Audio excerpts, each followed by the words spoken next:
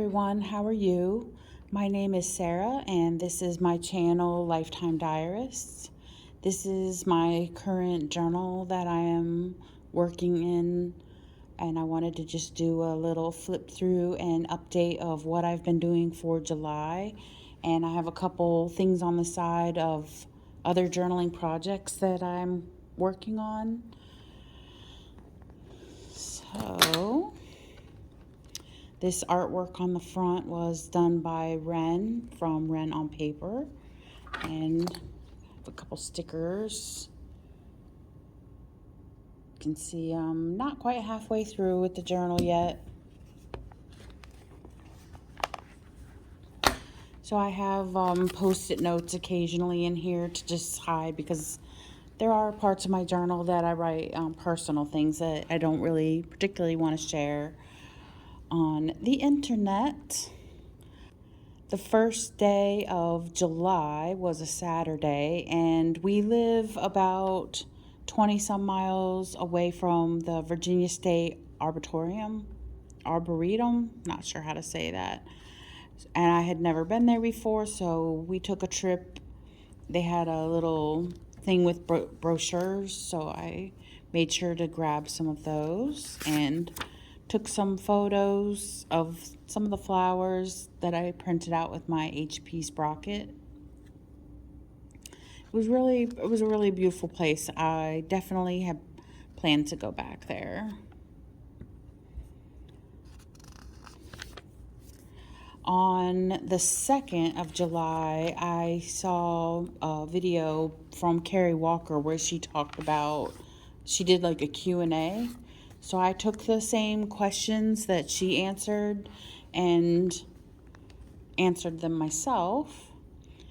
She was talking about how many days have you been journaling. I personally have been journaling for 37 years, 2 months, and 25 days. I started journaling on April 3rd, 1986. That is 13,600 days. But I have never journaled daily until recently. So there were some times in the past where I journaled daily, but I would often sometimes skip days, weeks, and sometimes even months, sadly. How do you always have something to write about? And my answer is, if you are alive and capable of thought, there is always something to write about. Number 3, how do you stay motivated to journal? Do you ever give yourself breaks? My recent motivation actually comes from surrounding myself with other journalers on Facebook, Instagram, and YouTube. I've been journaling for 37 years, not always daily, so I often had those breaks that I mentioned. If I could go back in time, I would actually encourage myself to write. Number 4, do you ever feel sad when rereading old journals?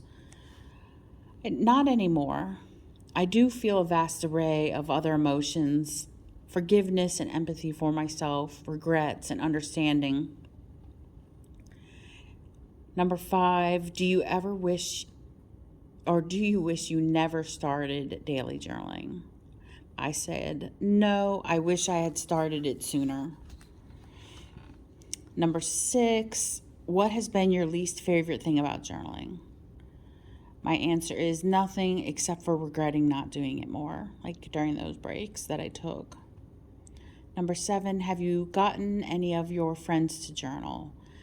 Not that I know of personally. I have a niece who said that she's going to start journaling, but I don't know if she has. And my son's girlfriend said she's interested in starting journaling, but as far as I know, she hasn't started yet.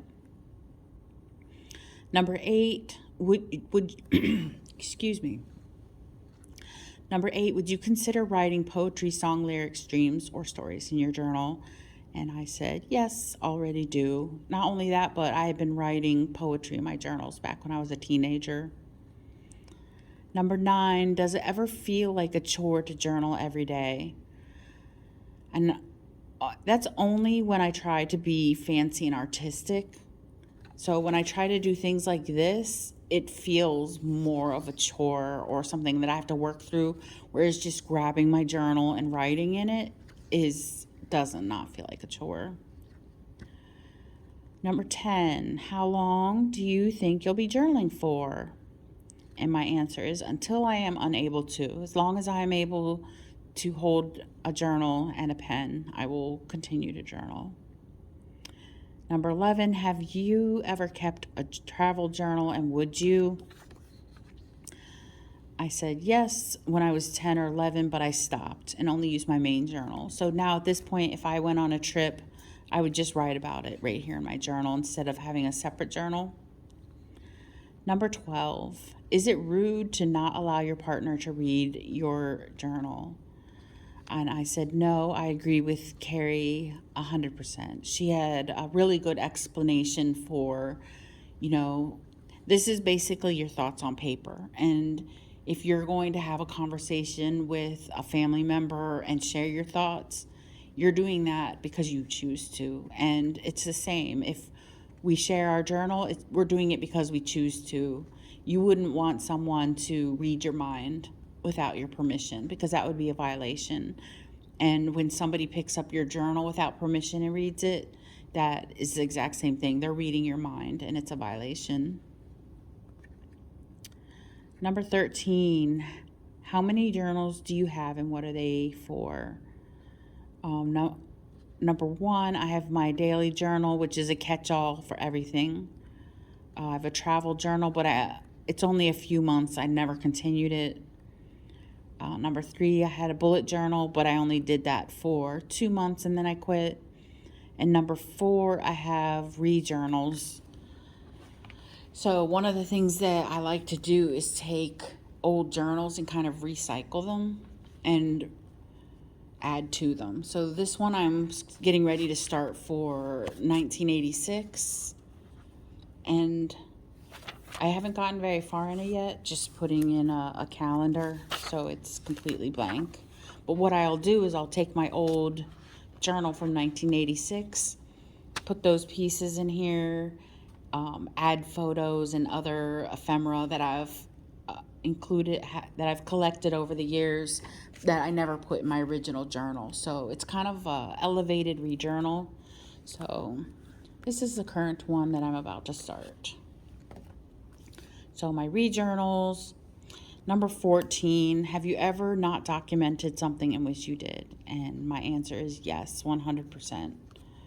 There's sometimes when I went through really traumatic or big events and I read back in my journal, and on that day I wrote about going to get groceries. I didn't write about the event, and I really should have. Ordered a cherry tree and was making plans on how I kind of foresaw that being set up in my yard. And it arrived on the 4th of July. So there's a picture of the cherry tree, if you can see it. My son planted it because I ended up working a 16-hour shift on the 4th of July. And I was not home and the tree was delivered. On July 7th, my mom came to visit and we went to eat cheesesteaks at this good place called Middleway Market and Pizza. On July 8th, I took my mom to the Arboretum that I had gone to the previous weekend with my son, and she's really into journaling too. I asked her to take a picture of me journaling in the ginkgo grove.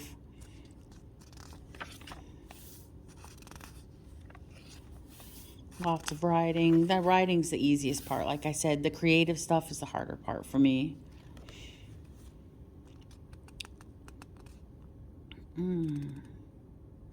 The stickers that my mom designed on Redbubble arrived for us to look at.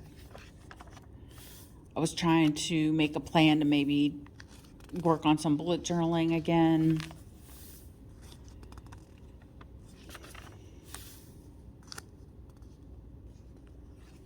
A lot of personal stuff. Oh, we had a really bad storm and some of the branches came down out of our tree and hit the fence that divides our house from our neighbor's yard. I started to add in a like daily to-do little checklist and a gratitude part at the beginning of my journal right here. Just 5 simple things that I want to do every day. I have a reoccurring dream that I wrote in here where I'm in a house, and during the dream, the house just gets bigger and bigger and bigger with more and more rooms. I am not exactly sure why I have this dream. And even though it's reoccurring, it's not always the same house. It's just the reoccurring theme. So this time I actually went to the dream dictionary and tried to interpret the dream that, a dream labyrinth describes your life. Dreams symbolize your ideas. So I was just wondering if maybe like with all the journaling ideas that I have and the YouTube videos and Instagram and work, everything going on, if maybe the labyrinth kind of represents that. We had more smoke coming down from the fires. Continuing on with my, sorry, I have marker on my thumb. Continue on my little checklists and my gratitude.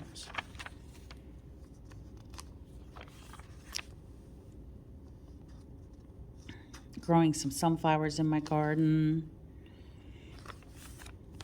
And that day my son wasn't feeling super well. His stomach was upset.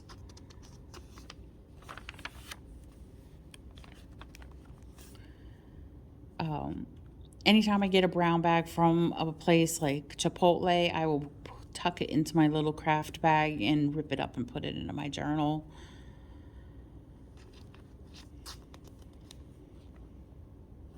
Planning on, with all the overtime that I work, that I wanted to buy a fire pit for the backyard, especially with the tree that branches that had fell. We had free wood just laying in the backyard.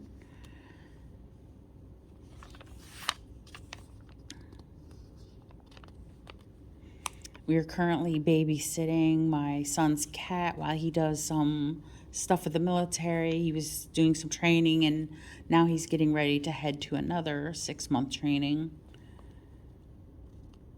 Having problems with my laptop and Photoshop. They don't seem to get along. Tried doing, my boss was insistent that it probably had a virus on my computer, but I downloaded a virus scan and it came up clean. I just think it's a cheap, crappy computer, and that's why I have the problem.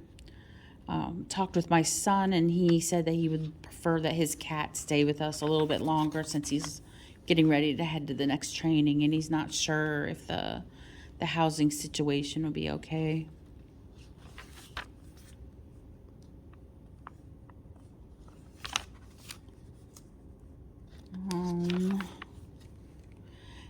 This day here, I decided to take my little to-do list and print it on sticker paper. That way I wouldn't have to keep writing it every day. So I printed out 10 stickers and tucked them into the little tuck place in the back of the journal, and just writing on the side, like if I have an appointment or my gratitude.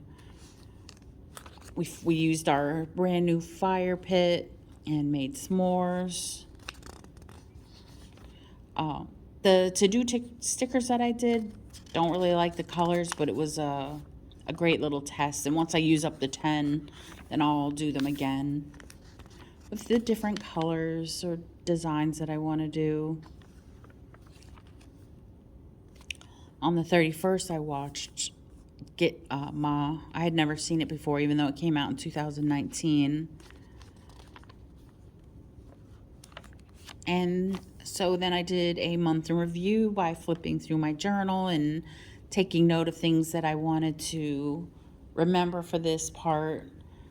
My step goal for July was 310,000 steps. Went to the arboretum with my son. My son planted the new Japanese cherry tree while I was working the 16-hour shift. On the 6th, we went to Home Depot and got landscaping stones and mulch for the new tree.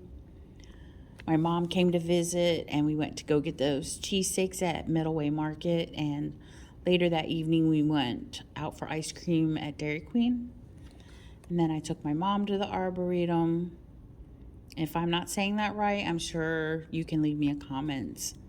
Let me know how to say that. My mom made us French toast on Sunday before I had to go to work. I'm sorry, I'm vibrating the camera. I had a deposition on Wednesday for my car accident that I was in 2019. My mom left, and her next stop was Gettysburg. I had a mediation on the 14th for my accident.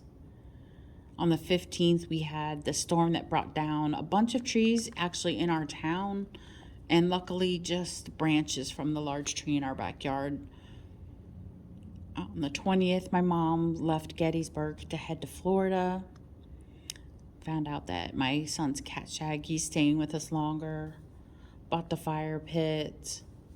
Made the s'mores. Finally linked my laptop to the Canon Pro 100 that I have, and printed some stuff for a genealogy journal, which I'll show you here in a second.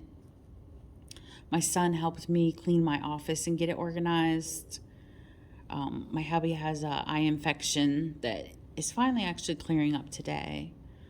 And on the 31st, my oldest son and his girlfriend came to visit, and he wanted to pick up some of his things that we'd been storing for between his different trainings that he had. My goal had been the 310,000 steps, and some motorcycles zooming down the street. That was probably loud. So the amount of steps that I got for July was 271,531, which was 86% of my goal.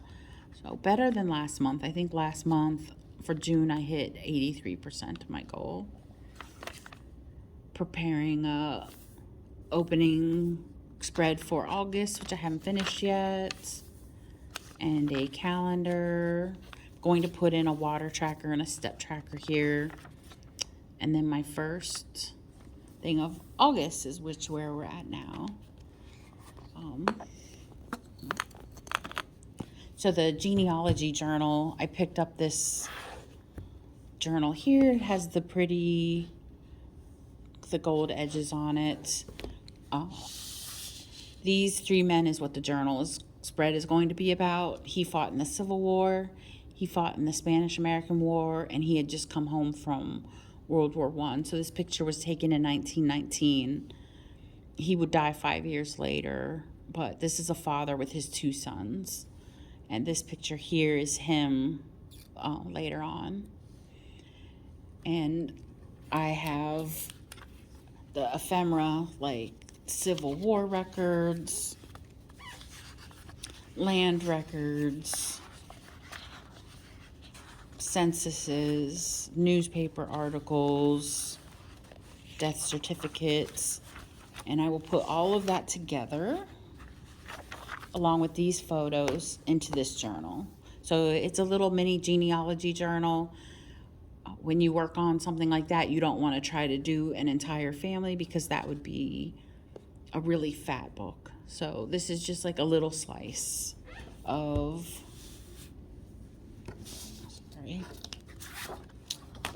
just one father and two sons.